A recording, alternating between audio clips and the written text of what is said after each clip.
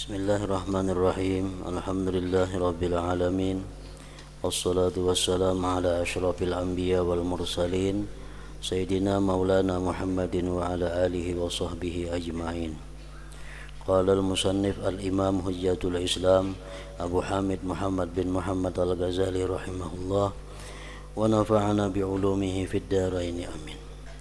Fa in qulta faqad qala sallallahu alaihi wasallam ma uhiya ilayya an ijma'il mala wa kum minat tajirin walakin uhiya ilayya an sabbih bihamdi rabbika wa kum minas sajidin wa'bud rabbaka hatta ya'tiyakal yakin.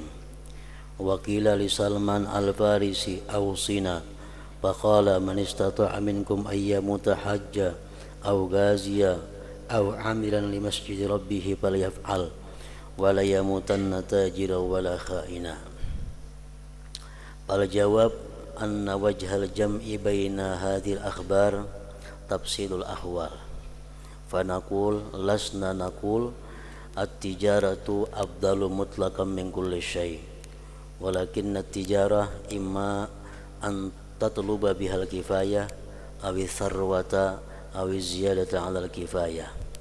Fa in talaba minha az-ziyadata 'ala al-kifayah liistiksaril mal wa iddikharihi la liyasrifa ila al-khairat was-sadaqat fa hiya mazmumah li'annahu iqbalun 'ala ad-dunya allati hubbuha ra'su kulli khati'ah. Fa in kana ma'a dhalika zaliman kha'ina fa huwa zulmun wa fisqun. Wa hadha ma aradahu Salman bi qawlihi la tamut tajiran wala kha'ina wa arada bit-tajir talaba ziyadah. فأما إذا طلب بها الكفاية لنفسه وأولاده وكان يقدر على كفايتهم بالسؤال فالتجارة تعففا عن السؤال أفضل وإن كان لا يحتاج إلى السؤال وكان يؤطى من غير سؤال فالكسب أفضل لأنه إنما يؤطى لأنه سائل بلسان حاله ومناد بين الناس بفقره فالتعفف والستر أولى من البطالة bal minal istighwal bil ibadatil badaniyah ila akhir.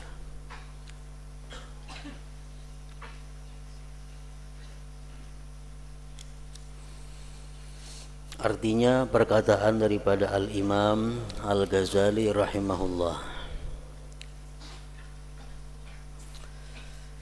jika kamu berkata atau bertanya, Nabi sallallahu alaihi wasallam telah bersabda, ma uhiya ilayya an ijma'il mala wa kum minat tajirin walakin uhiya ilayya an sabbih bihamdi rabbika wa kum minas sajidin wa'bud rabbaka hatta ya'tiyakal yakin. Artinya, tidaklah diwahyukan kepadaku bahwa kumpulkanlah harta dan jadilah kamu orang yang berdagang. Tidak ada diwahyukan kepadaku kumpulkanlah harta dan jadilah kamu orang yang berdagang, tetapi diwahyukan kepadaku bahwa sucikanlah dengan memuji Tuhanmu, jadilah kamu orang-orang yang bersujud dan sembahlah Tuhanmu sehingga kematian datang kepadamu.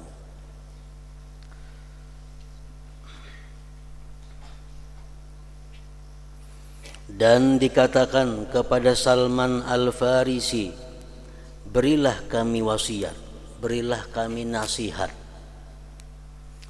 Maka Salman berkata, barang siapa mampu dari kamu sekalian untuk mati dalam keadaan berhaji atau berperang atau memakmurkan masjid Tuhanmu, maka hendaklah ia melakukan.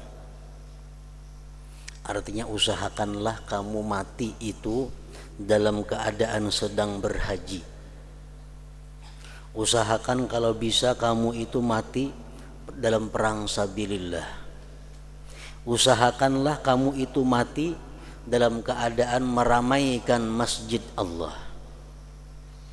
Dan janganlah ia mati sebagai pedagang, dan jangan sekali-kali kamu mati dalam keadaan kamu sebagai seorang pedagang, dan jangan sebagai pengkhianat.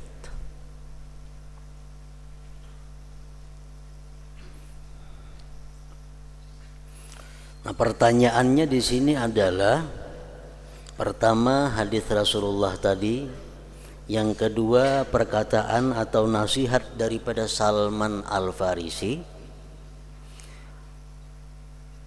Di situ tidak ada anjuran kepada kita untuk berusaha. Jar Nabi, Allah kadada menyuruhku berdagang.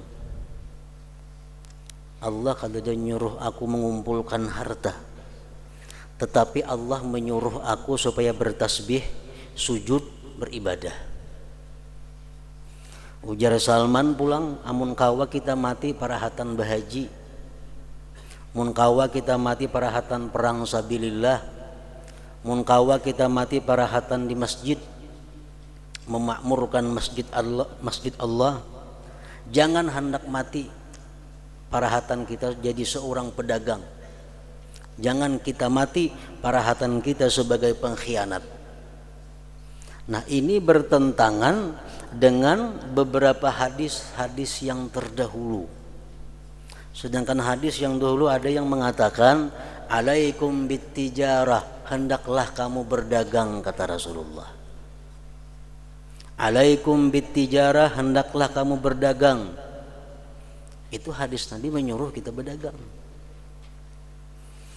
Hadis Nabi lagi mengatakan dalam bab yang terdahulu, innallaha ta'ala yuhibbul mu'min al-muhtarib, Allah cinta kepada orang mukmin yang berusaha berdagang. Hadis Rasulullah lagi, innallaha yuhibbu ayyara 'abdahu ta'aban fi talabil halal, sesungguhnya Allah cinta, Allah suka melihat hambanya kesusahan dalam mencari yang halal. Nah, hadis-hadis itu dipahami adalah menyuruh berdagang, menyuruh berusaha. Sedangkan yang kita baca hari ini adalah sabda Nabi yang mengatakan, Allah kadang menyuruh aku berdagang, Allah menyuruh aku beribadah, bertasbih, berzikir.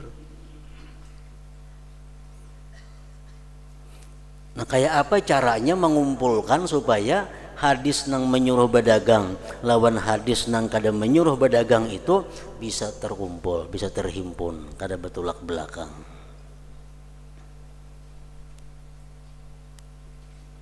Maka jawabannya adalah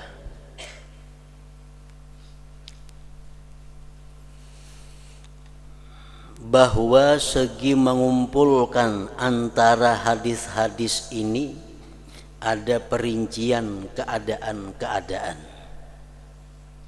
Hadis nang menyuruh berdagang itu bujur juga ada. Hadis nang kada menyuruh berdagang supaya beribadah itu pun bujur juga. Tergantung perincian keadaan-keadaannya. Kami berkata, ujar Imam Ghazali,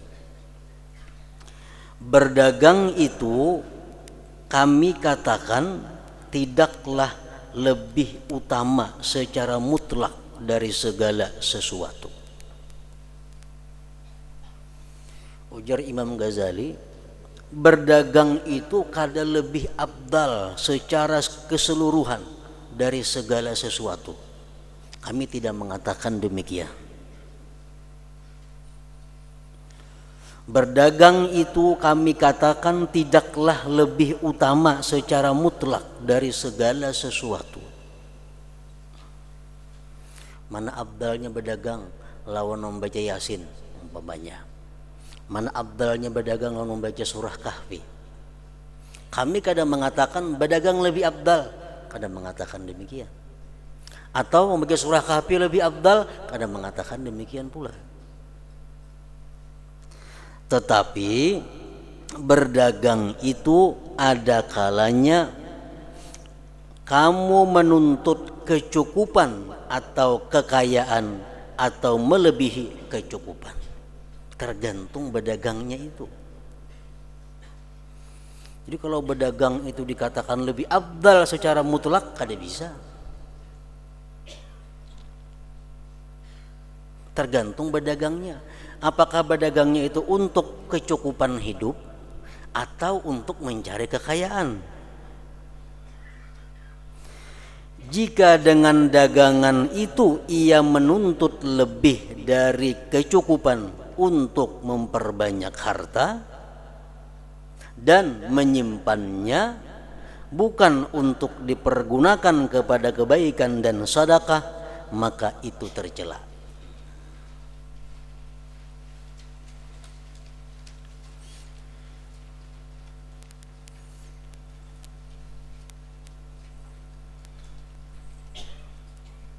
Dilihati keadaannya.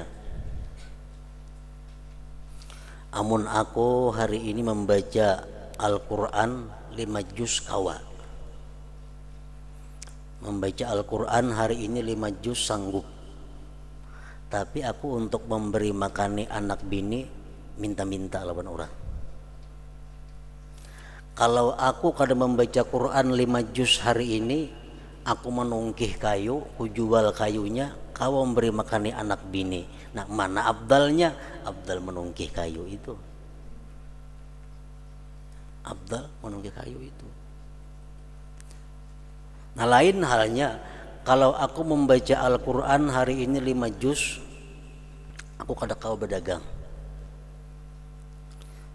Kalau aku berdagang, kada tak baca Quran.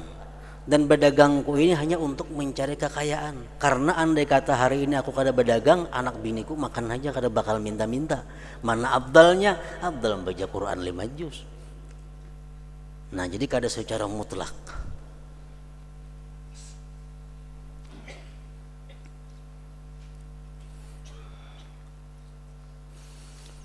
Orang yang berisi duit 10 juta umpamanya di rumah,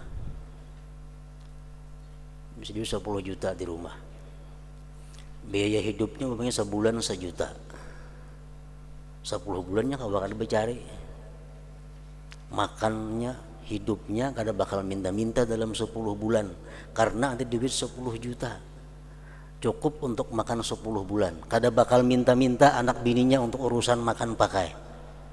Nah, orang ini mana abdalnya bercari supaya duitnya lebih pada 10 juta lawan beribadah. Abdal beribadah. Kenapa? Karena kada bakal minta-minta. Lain halnya kada berisi duit sama sekali.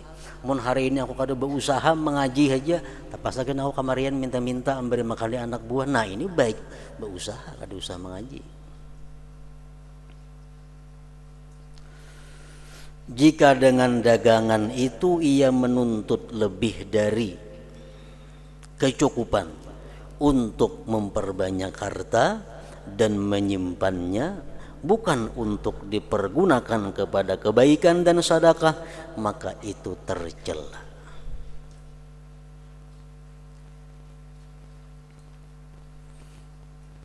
Dipergunakan untuk kepada kebaikan, contohnya aku berusaha mengumpulkan duit hendak naik haji.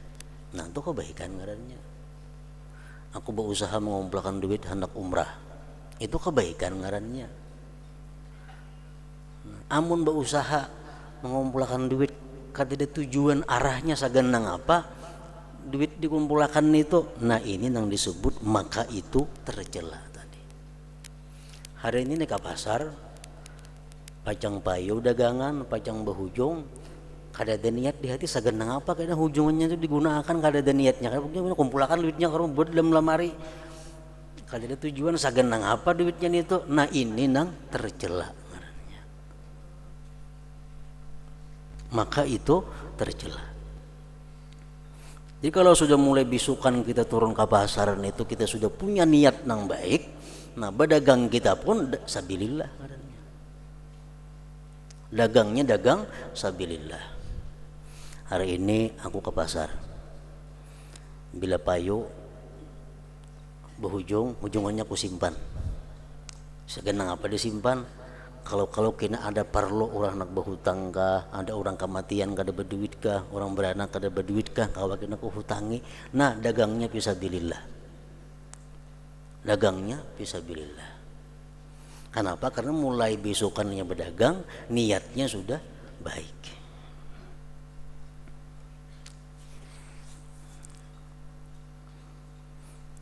Seperti disebutkan pada hadis yang minggu terdahulu, wa man talabad dunya halalan mukathiran mufakhiran muraiya laqiyallahu ta'ala yaumal qiyamah wa huwa alaihi ghadban.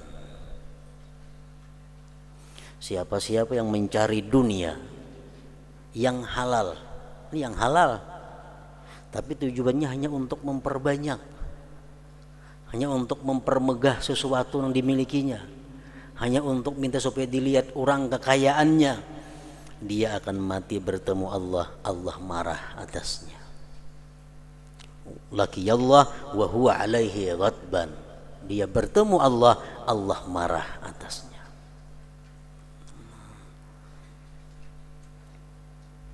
Jadi lain orang berdagang nang antara berdagang punya niat nang bagus lawan berdagang nang kada ada niatnya. Jadi kalau hari ini kita berdagang ke pasar ada berniat apa-apa, cuma bila ada payu ada untung simpan duitnya bisa. Nah, itu tercela. Perjalanan kita dari rumah ke pasar, bulik dari pasar ke rumah tercela. Anda kata kita mati di pasar, mati dalam keadaan hubud dunia. Tapi kalau kita mulai bisukan kita turun berniat, aku hari ini berdagang. Kalau ada keuntungan dagangannya, aku simpan duitnya untuk ada hal-hal kebaikan yang kayaknya perlu digunakan ke situ. Nah, ini sabilillah. Mulai rumah ke pasar dihitung pahala, pasar ke rumah dihitung pahala. Andai kata dia mati dalam keadaan dimarahi oleh Allah Subhanahu wa ta'ala. Ini niatnya aja.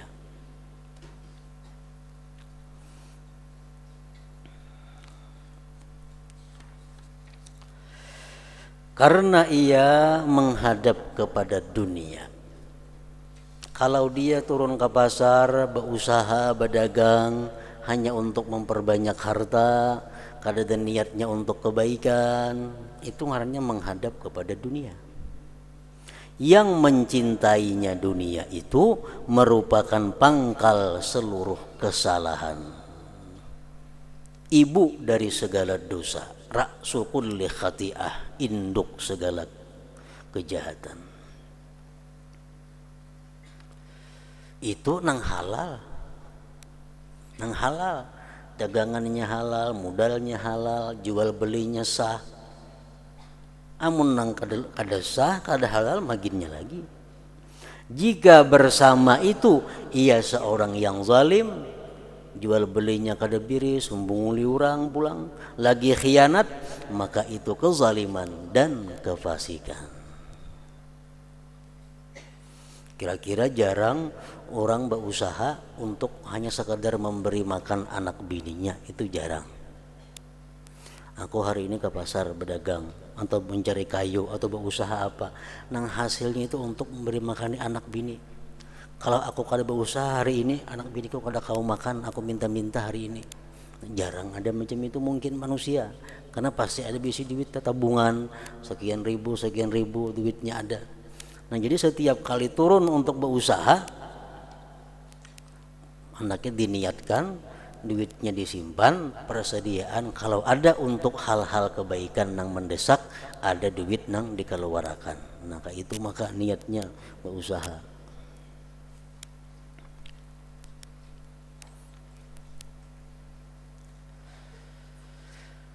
Inilah yang dimaksudkan oleh Salman Al-Farisi dengan perkataannya, jangan kamu meninggal sebagai seorang pedagang dan sebagai orang yang berkhianat. Jangan kamu mati sebagai pedagang. Maksudnya apa? Kita mati sebagai seorang pedagang nang kada punya niat apa-apa. Dapat keuntungan, kumpul masukkan di bank, masukkan keuntungannya. Nah, kumpul masukakan ke bank. Sagenang apa? Ada tahu juga lagi sagenang apa-apa. Ada niatnya. Nah, itu maksudnya jangan kamu meninggal dunia sebagai pedagang dan sebagai orang yang berkhianat. Amun pedagangnya jelas berkhianat ngarannya. Ia maksudkan dengan pedagang adalah orang yang menuntut tambahan. Imam Ghazali mengatakan bahwa ujar Sidin su'ul khatimah itu terbagi dua. Setiap hari, setiap malam kita berlindung kepada Allah daripada mati dalam keadaan su'ul khatimah. Su'ul khatimah itu terbagi dua. Ada su'ul khatimah yang bukan kehilangan iman. Contohnya kayak apa? Orang yang mati dalam keadaan masih sayang, masih mencintai dunia. Itu pun disebutkan su'ul khatimah termasuk.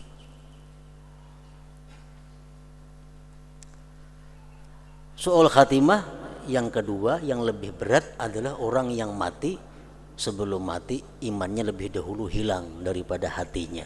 Itu lebih berat lagi. Husnul khatimah itu artinya orang yang mati dalam keadaan dirinya ridha meninggalkan dunia, menghadap Allah Subhanahu wa taala dengan membawa iman. Itu husnul khatimah.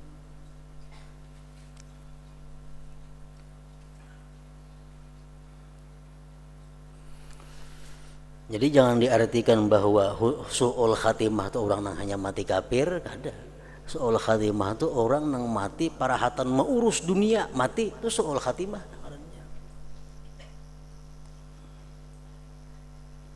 Orang parahatan mengurus dunia, niatnya niat dunia, mati sudah su'ul khatimah.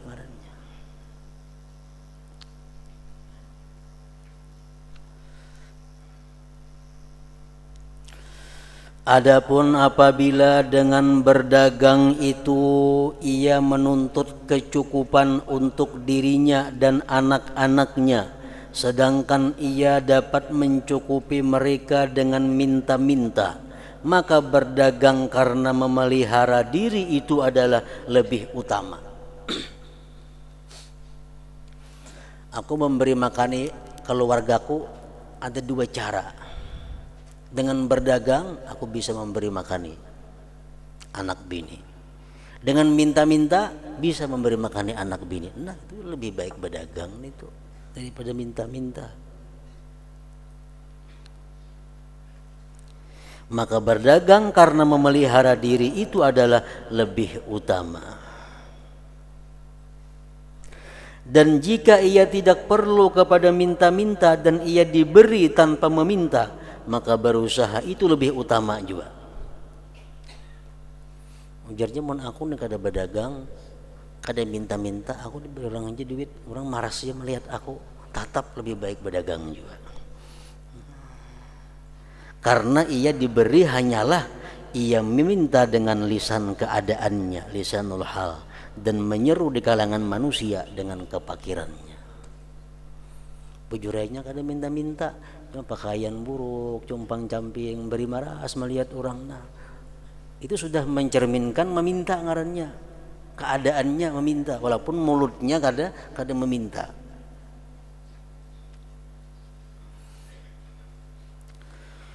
Menjaga diri dan menutupi diri itu lebih utama daripada menganggur, bahkan daripada sibuk dengan ibadah badaniyah. Meninggalkan usaha itu lebih utama bagi 4 orang, yaitu meninggalkan usaha itu lebih utama bagi 4 orang. Nah, 4 orang ini lebih baik ada usaha. Cuma jangan minta-minta.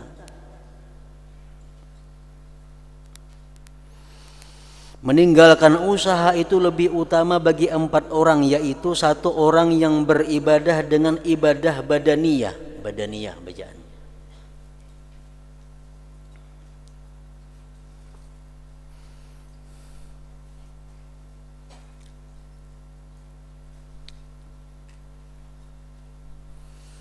Ibadah waktunya siang hari habis digunakan untuk mengamalkan wirid-wiridnya. Ada ulama yang membagi waktu di siang hari itu 5 waktu. Nah, 5 waktu di siang hari ini sudah full digunakannya untuk ibadah, sehingga ini kada kau lagi untuk berdagang. Waktu pertama antara terbit fajar sampai terbit matahari. Terbit fajar sampai terbit matahari. Situ sibuk. Ada kau menure. Terbit fajar sampai terbit matahari. Sembahyang sunat subuh, membaca wirid-wirid. Sunat apa? Sembahyang subuh berjamaah. Karena mbak subuh duduk di masjid beribadah sampai terbit matahari. Terbit matahari sembahyang isyraq 2 rakaat. Nah, sebebakan sudah habis. Jam 6 seperapat hari sudah tuh. Waktu yang kedua, ma baina tulu'is syamsi ila dhahwatin nahar, mulai terbit matahari sampai pukul 10 kira-kira. Mulai jam 6 seperapat sampai pukul 10. Di sininya sibuk membersihkan dirinya, mandi-mandi, bertatapas segala macam. Habis itu sembahyang duha, baca zikir, baca wirid sampai jam 10. Nang ketiga dari jam 10 sampai zuhur digunakannya waktu untuk menuntut ilmu, belajar ilmu, mutalaah ilmu, mudzakarah ilmu dari jam 10 sampai zuhur. Nah, kemudian waktu yang keempat antara zuhur sampai asar.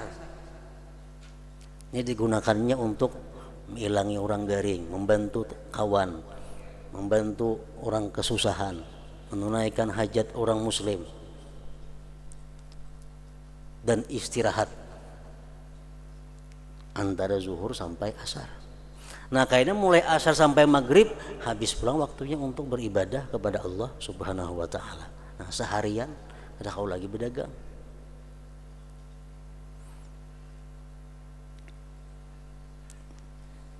Meninggalkan usaha itu lebih utama bagi 4 orang, yaitu orang yang beribadah dengan ibadah badaniyah. Kayak tadi contohnya.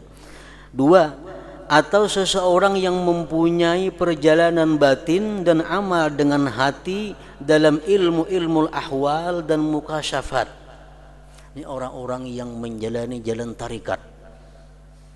Dia harus mengatur irama hatinya supaya jangan lupa kepada Allah sedikit juga pun. Ada keberusahaan ini orang. Di khalwat aja begana. Supaya hatinya jangan kasih itu kamari. Dijaganya hatinya supaya lurus kepada Allah seharian penuh. Nah, ini orang kada kau berdagang. Yang ketiga, atau orang alim yang sibuk dengan pendidikan ilmu zahir daripada sesuatu yang bermanfaat bagi manusia dalam agama mereka, seperti mufti, mufassir, muhaddis dan semisal mereka. Orang-orang yang menghabiskan waktunya untuk urusan ilmu. Yang keempat, orang yang sibuk dengan kemaslahatan kaum muslimin, sedangkan urusan mereka telah dijamin seperti sultan, raja, qadhi dan syahid saksi. Pegawai-pegawai yang sibuk melayani orang muslimin, menteri, perawat, segala macam. Maka mereka itu apabila mereka cukup dari harta-harta yang disediakan untuk kemaslahatan itu, atau wakaf-wakaf yang diperuntukkan bagi orang-orang fakir atau para alim ulama, maka menghadapnya mereka terhadap sesuatu yang mereka ada padanya, tugas mereka adalah lebih utama daripada kesibukan mereka untuk usaha. Kalau orang ini ada mempunyai jaminan-jaminan kehidupan dari harta wakaf umpamanya, dari harta baitul mal, nah lebih baik ia menjalankan tugas ini daripada berusaha. Umpamanya di kampung kita ini ada bisi kabun nang diwakapakan orang. Kabun ini aja orang wakaf, hasilnya untuk orang-orang yang beribadah seharianan, hasilnya untuk orang-orang yang menuntut ilmu, hasilnya untuk para ulama, hasilnya untuk para pegawai. Jadinya sudah ada hasil di situ. Nah, bagi mereka yang macam itu ada penghasilannya, baik ada usaha, lebih baik dia menjalankan tugasnya seperti yang tadi, baik sebagai ahli ibadah, baik sebagai ahli ilmu, baik sebagai ahli dalam hal suluk, baik dalam hal kemaslahatan umat yang lainnya.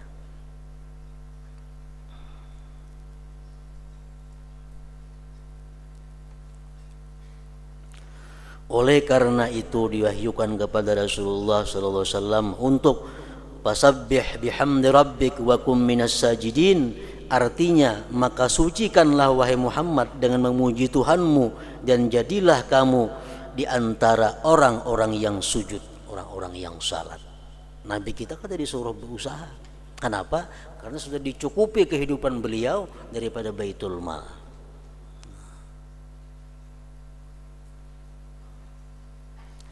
Dan tidak diwahyukan kepada beliau Rasulullah, jadilah kamu dari golongan pedagang. Kada diwahyukan seperti itu. Karena beliau menghimpunkan bagi 4 makna di atas sampai kepada tambahan-tambahan yang tidak meliputi oleh pensifatan. Nabi kita sebagai mufti, Nabi kita sebagai orang yang mengatur kemaslahatan umat, Nabi kita sebagai ulama, Nabi kita sebagai orang yang ahli ibadah, hidup sidin habis sudah waktu untuk itu. Jadi lebih baik sidin, kehidupan sidin dibiayai oleh baitul mal daripada sidin berusaha sehingga kada kau menjalankan tugas-tugas seperti tadi.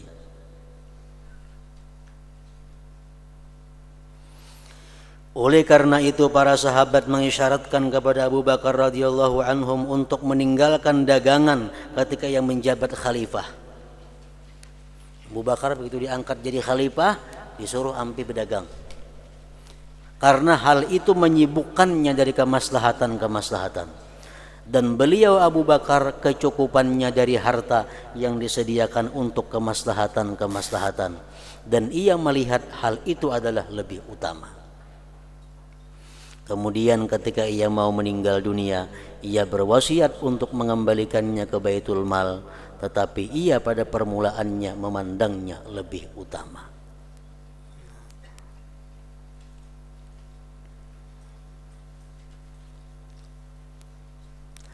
Empat orang itu mempunyai 2 keadaan yang lain. 4 orang. Orang ahli ibadah tadi, orang yang selalu menjaga hatinya agar kada lupa lawan Allah, orang yang bertugas sebagai muallim, guru, orang yang bertugas sebagai pegawai kemaslahatan umat. Itu ada terbagi 2 keadaan lagi. 1, kecukupan mereka itu ketika meninggalkan tempat usaha dari tangan manusia dan zakat atau sedekah yang diberikan kepada mereka tanpa perlu kepada minta-minta, maka meninggalkan usaha dan sibuk dengan apa yang mereka ada padanya, tugas mereka itu adalah lebih utama, karena padanya terdapat pertolongan kepada manusia pada kebaikan-kebaikan dan menerima dari mereka sesuatu yang menjadi kewajiban mereka dan lebih utama bagi mereka. Umpamanya nang 4 golongan manusia nih, orang yang beribadah melulu, orang yang menjaga hatinya jangan lupa kepada Allah, orang yang bertugas sebagai guru, mufti dan seumpamanya, orang yang bertugas sebagai pegawai. Nah, 4 golongan ini kebutuhan hidupnya sudah dicukupi oleh kumpulan harta zakat dan sedekah kaum muslimin. Mana baiknya? Apakah ia meneruskan tugas ini tapi makan daripada zakat dan sedekah kaum muslimin, atau ia berusaha ampih jadi petugas itu? Yang lebih baik adalah tetap jadi petugas itu, dan dia dicukupi oleh harta zakat dan sedekah kaum muslimin tadi. Nah, lebih baik tetap bertugas, kada usah berdagang, kada usah berkebun, cukup inya hidup dengan kumpulan harta zakat dan sedekah daripada kaum muslimin. Kenapa? Karena itu membantu kebaikan juga ngarannya. Orang berzakat, mungkin ada menerima kawalah berzakat. Nah, zakat tuh ada yang menerima. Nah, ini menerima akan zakat orang, menerima akan sedekah orang. Ngarannya membantu orang berbuat kebaikan. Nah, jadi orang yang macam ini lebih baik inya terus menjalankan tugasnya, hidupnya dijamin oleh harta yang diperoleh daripada zakat dan sedekah tadi. Yang kedua, keadaan kedua adalah berhajat kepada meminta-minta. Nah, ini beribadah, ini jadi pegawai, ini jadi mufti, kada kau berusaha lagi. Cuma untuk mencukupi hidupnya, ini minta-minta.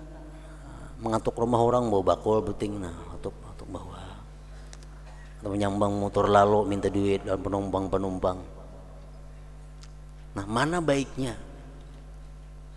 Beribadah melulu, cuma memberi makan di anak bini, duit yang dihasilkan dari minta-minta. Atau mengajar melulu, memberi makan di anak buah, duit yang didapat dengan meminta-minta kayak tadi. Keadaan kedua adalah berhajat kepada meminta-minta, dan ini di tempat pandangan pembahasan. Nah, ini yang perlu dibahas.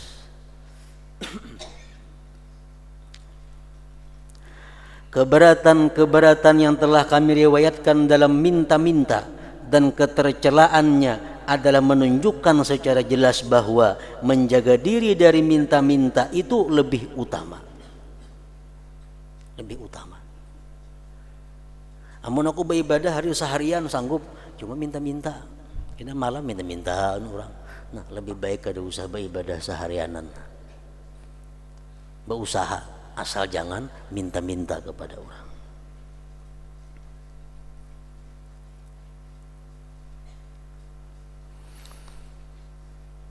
Keberatan yang telah kami riwayatkan dalam minta-minta dan ketercelaannya adalah menunjukkan secara jelas bahwa menjaga diri dari minta-minta itu lebih utama.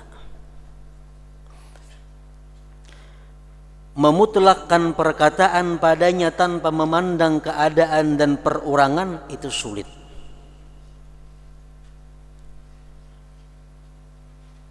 Bahkan hal itu diserahkan kepada ijtihad dan pandangan hamba bagi dirinya, dengan bahwa ia timbang kehinaan dan hancurnya harga diri yang ditemui dalam meminta-minta, dan memerlukan kepada memberatkan orang lain, dan desakan yang dicapai daripada kesibukannya dengan ilmu dan amal dari faedah bagi dirinya dan orang lain. Nah, jadi ada juga pertimbangannya. Kalau aku beribadah seharian, aku minta-minta makan orang untuk makan.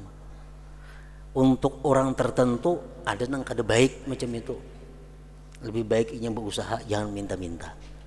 Tapi untuk orang yang tertentu sebagiannya lagi baiknya beribadah seharian biar minta-minta. Tergantung keadaannya. Nah, kada rata tiap orang artinya. Banyak orang yang banyak faedahnya bagi makhluk, sedangkan faedahnya itu dalam kesibukannya dengan ilmu atau amal, dan mudah atasnya dalam meminta untuk menghasilkan kecukupan dengan sedikit-dikit sindiran. Ada manusia yang sangat berguna bagi manusia, pengajarannya, ilmunya sangat diperlukan oleh manusia, sehingga inya kada kau lagi berusaha. Dan ini kalau meminta sedikit aja diberi orang aja. Nah, macam ini lebih baiknya terus menyebarkan ilmunya biar minta nang sedikit itu, karena lebih banyak manfaatnya bagi manusia. Dan kadang-kadang dengan sebaliknya. Dan kadang-kadang apa yang dituntut dan apa yang ditakuti itu berlawanan. maka semestinya seorang murid, orang yang berkemauan menempuh jalan akhirat itu minta fatwa kepada hatinya sendiri, meskipun para mufti memberi fatwa, karena fatwa-fatwa itu tidak meliputi dengan rincian-rincian rupa dan ahwal, keadaan-keadaan yang halus. Jadi kesimpulannya takunakan lawan hati seorang. Munaku terus mengajar lawan ilmu, siang malam mengajar, anda kau lagi berusaha. Cuma aku minta-minta lawan orang, mana menguntungkannya, mana manfaatnya, mana mudaratnya. Kalau kita anggap mudaratnya sedikit, manfaatnya banyak, jalankan. Tanyakan kepada, minta fatwa kepada hati kita seorang. Di kalangan orang salaf, orang dahulu, ada orang yang mempunyai 360 kawan sadik, di mana ia singgah pada masing-masing dari mereka itu semalam. Di antara mereka ada yang mempunyai 30 kawan. Ada orang bisi kawan 360. Jadi hari ini 4 makan di rumah sini, esok kayaknya makan di rumah situ. Setahun tak keliling tuh. Kan kada terlalu berat juga itu. Sekali sehari 4 makan. Tapi nya kau pol beribadah. Nyimbah makan situ, boleh ke masjid beribadah. Esoknya ke sebuah rumah pulang makan. Nah, berdiri sampai 360 buah. Nah, orang rumah dimintai sekali makan itu kada keberatan. Apalagi minta makan orangnya ahli ibadah. Kada ada keberatannya kalau tuh. Nah, bagi orang macam ini bagus saja ada di cara itu.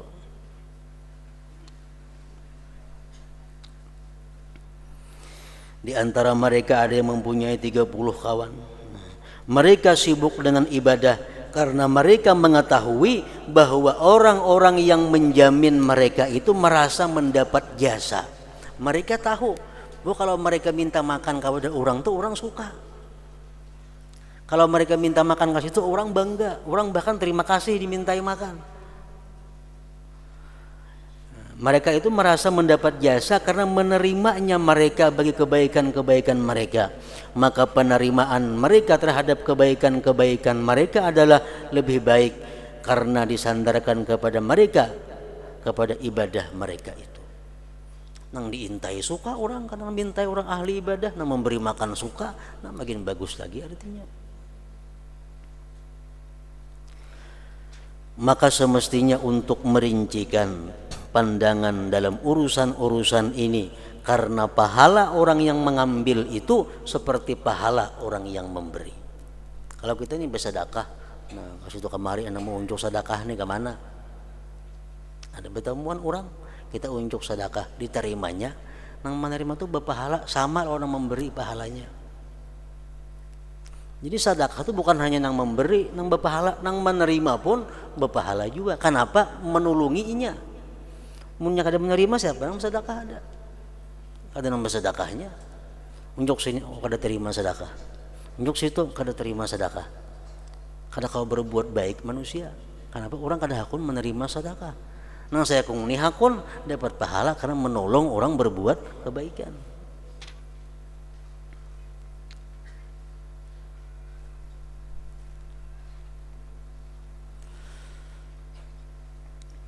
Maka semestinya untuk merincikan pandangan dalam urusan-urusan ini, karena pahala orang yang mengambil itu seperti pahala orang yang memberi. Manakala orang yang mengambil itu menjadikannya sebagai pertolongan terhadap agama, sedangkan orang yang memberi itu memberinya dari hati yang baik. Inya diberi makan, kanyang beribadah orangnya. Makin senang orang memberi.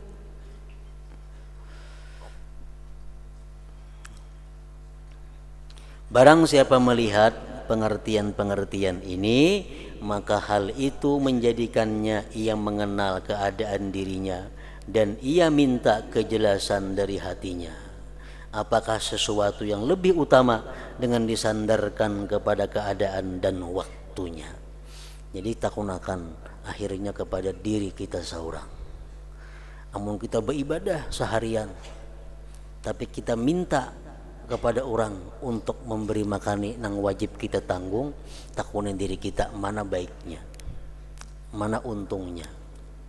Amun nang ko intai duitnya orangnya suka bila ko intai,